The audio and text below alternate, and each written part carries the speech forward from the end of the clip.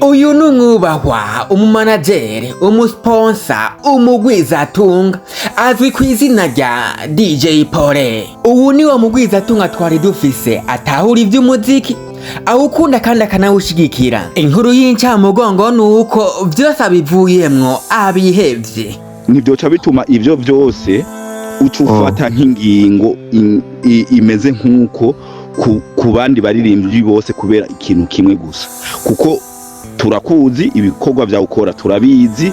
Kuca rero uvuga ati naciye mpagarika n'amakonsere ibiki. Uyu DJ Paulin bigaragara yuko amaze kurambirwa gukorana n'abaririmbyi b'abarundi. Imbarutso ya Vyose akaba ari situation iri hagati ya Double J hamwe na DJ Paulin. Ati yo situation rero imeze gute? Inkuru yiwe na Double J mumaze imisi muyumva, ariko ubu tuvugana vyafashe iyindi ntera. Imbere ko tubisigura neza, reka mubanze mwumviriza ano majwi. Ariko nanone reka tubanze dusaba imbabazi kuba dukoresheje ano majwi tutabibasavye. None je nababajije vyarinze bigenda gute ashike ngaha hanyuma anarojesera n'umuziki nimba atavyo yarazi. Ni Double J yamurondeye, ni Double J yarishe mu producer akazana n'ibikoresho vyose. Je niyo question fise gasuzuguro niko kabi. Yes. Agasuzuguro kage vyagiyemo nivyo myemeye. Yes, bigisha neje. Ifo kumenya yuko mu buzima c'est pas parce que nguriri rimwe avuga mu kirundi gicungana n'umwami ngo aririmba arakironka. No. Isuko bimeje mu buzima. Turakuzi ibikorwa vya ukora turabizi. Guca rero uvuga ati naciye mpagarika n'amakonsere ibiki. Ubu abaririmbyi bahungira handi. Rero ntidyoca bituma kubera umuntu umwe ucufata ingingo nk'iyi. Oya si umuntu umwe nejo mwarabivuze ngo umuntu yagiranye ibibazo ngo na Sabi ngo agiranye impano data ngo agiranye ibibazo nande sivyo.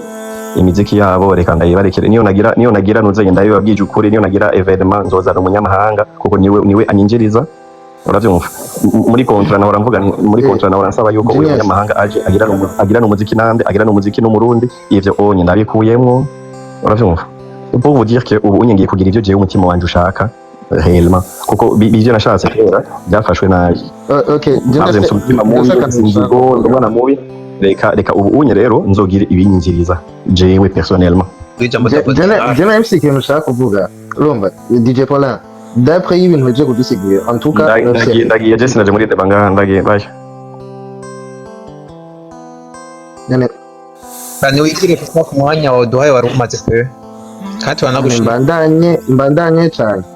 Dange DJ Paulin nagenda kumvirije vraiment ko nubundi ni bon nagenda kumvirije wagize neza. Ego urumva peut-être yiko aranyibirida. So ikintu je nashaka kuvuga d'après y'ibintu DJ Paulin aje kuvuga mu bisanzwe umuririmbyi azi ikintu ashaka siko mu bisanzwe ntarakwiye kuja ku mahezo sosio ahubwo yarakwiye kwigira DJ Paulin bakabiyaga bunyene ku buryo basi nimba azi yuko ko si cambere amaze kumufasha. Antuka DJ Paulin yatubwiye yuko amaze gufasha benshi urumva. So nyuma amaze kubafasha muri abo baririmbye Double J ari urumva. So Double J yarakwiye kwitwara buke siko kuko azica kineye basi au moins urumva ukegera umuntu yaramaze kugufasha mukayaga urumva mukavugana hagati yanyu n'ibindi biranshika no kumarezo sosio kuko nk'ubu hariho benshi ngaha bavuga yuko Double J musubize ngo DJ Paulin n'umwana mu DJ Paulin yatubwiye ko atabirimwo kandi yajenga kugira duhe umuco gusa. So DJ Paulin much respect ubandanye ibikorwa by'iwawe siko ubitwazemwo mutima mubi mureke gufasha abandi uko bose ntibameze nka Double J.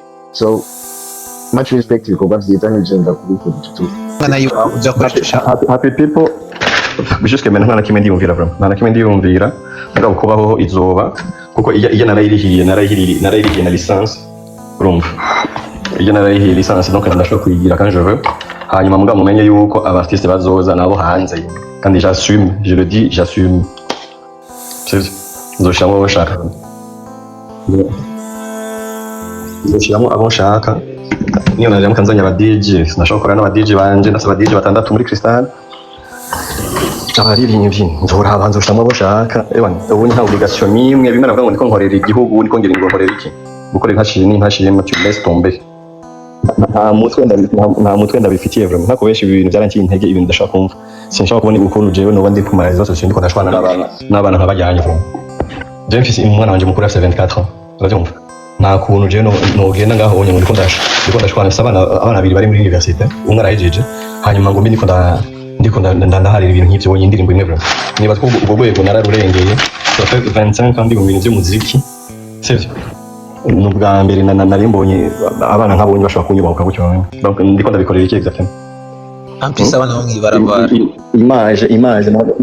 image nubwo ndiko ndaha abana banje ni yahe exactement DJ Paulin nkuko asanzwe abikora agahuza abarimvyi babiri bakaririmbana maze project abagwiwe cyangwa se akayiheba bivanye n'umwumvikano wabaye hagati yabo nivyo vyabaye kuri Double J ubwo yabahuza na Chameleone maze bararirimbana ariko birangira Double J project yitwaye akayipostinga kuri YouTube yiwe kandi nanone wibuke yuko imitahe yose yari ya DJ Paulin nkuko abivuga. Indirimbo yitwa Sinokwirarana by DJ Paulin featuring Double J hamwe na Chameleone ubu tuvugana ikaba yarahagaritswe ku rubuga rwa YouTube ya Double J. Ese nyamba DJ Paulin ivyo avuga rukuri iyi nyifato y'abarinzi b'abarundi ubu ntizodushita kuri rya terambere twamaturota. Iyi ni Achieve Your Dream TV kuri mikro mwari kumwe na True Boy.